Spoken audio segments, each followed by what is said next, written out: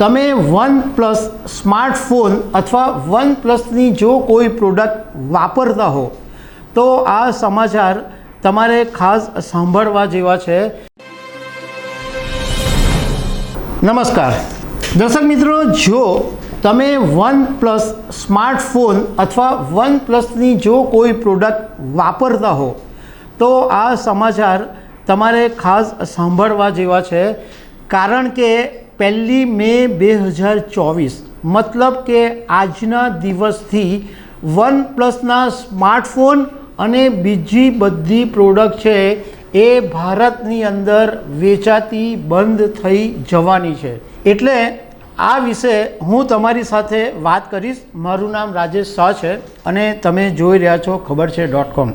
દર્શક મિત્રો, OnePlus company છે એ એક ચીનની સ્માર્ટફોન ઉત્પાદક કંપની છે અને આ જે કંપની છે એ શેન્ઝનની અંદર આવેલી છે અને OnePlusના જે સ્માર્ટફોન છે અને બીજી બધી પ્રોડક્ટ છે જેવી કે ટેબ્લેટ છે, વેરેબલ આઇટમ છે, આ બધી પ્રોડક્ટ છે એ 34 દેશોની અંદર OnePlus કંપની જે છે એ વેચે છે।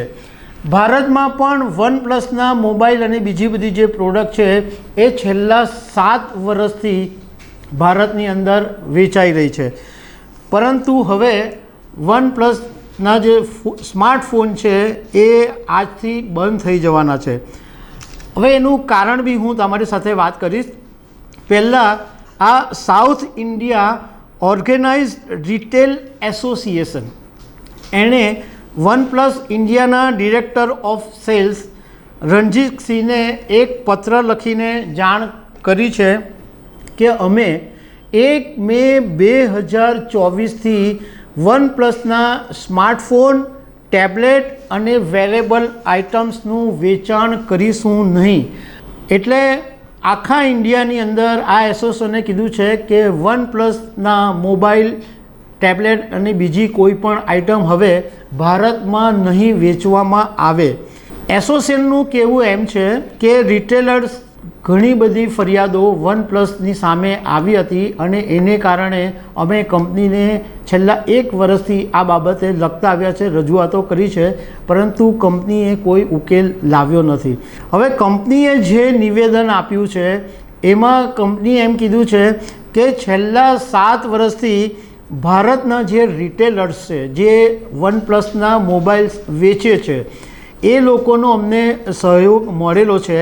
કંપની ચેનલ પાર્ટનર્સ છે એટલે આ જે રિટેલર્સ છે એમને સાથે મળીને જે સમસ્યાઓ છે એનું સમાધાન લાવવાનો પ્રયાસ કરી રહી છે, પરંતુ કંપનીએ એવી કોઈ બાબતની ચોખવટ નથી કરી કે આજથી એટલે કે 1 મેથી હવે ફોન મળતા બંધ થશે કે નહીં થશે।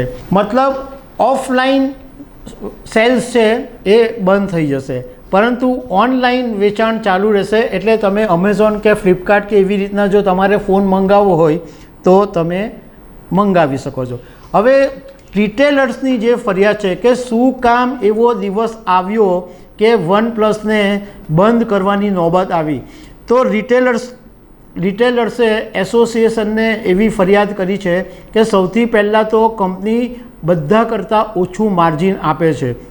બીજું કે વોરંટી અને સર્વિસ જેવા ક્લેમ છે એ વિલંબ કરવામાં કંપની એટલો બધો સમય લે છે કે અમારે દરરોજ ગ્રાહકોની સાથે માથાકૂટ કરવી પડે છે।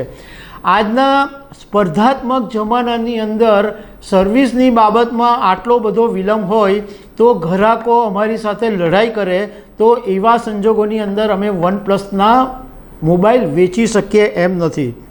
એસોસિએશને એમ કીધું છે કે આ નિર્ણયને કારણે ભારતની અંદર OnePlusના 23 રિટેલ ચેઇન અને 4500 સ્ટોર્સ પ્રભાવિત થશે।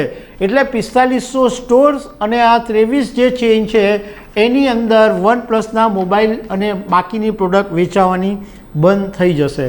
હવે આ જે રિટેલ ચેઇન છે એ આંધ્રપ્રદેશની અંદર છે, તમિલનાડુની અંદર છે, કર્ણાટકની અંદર છે, ગુજરાતમાં પણ રિટેલ ચેઇન છે। એસોસિએશને એમ કીધું કે અમે ગયા વર્ષથી કંપનીની સાથે માથાકૂટ કરી રહ્યા છે, કંપનીને રજૂઆત કરી રહ્યા છે કે ભાઈ આ બધી સમસ્યાઓનો ઉકેલ લાવો, પરંતુ કંપની અત્યાર સુધી ઊંઘી જ રહી હતી અને કંપની કોઈ ઉકેલ લાવી નથી. એટલે આજથી ભારતની અંદર OnePlusના મોબાઈલ સ્ટોર્સની અંદર વેચાતા બંધ થઈ જશે. તો દર્શક મિત્રો, આવી અનેક વાતો સાથે અમે તમને મળતા રહીશું. Thank you very much.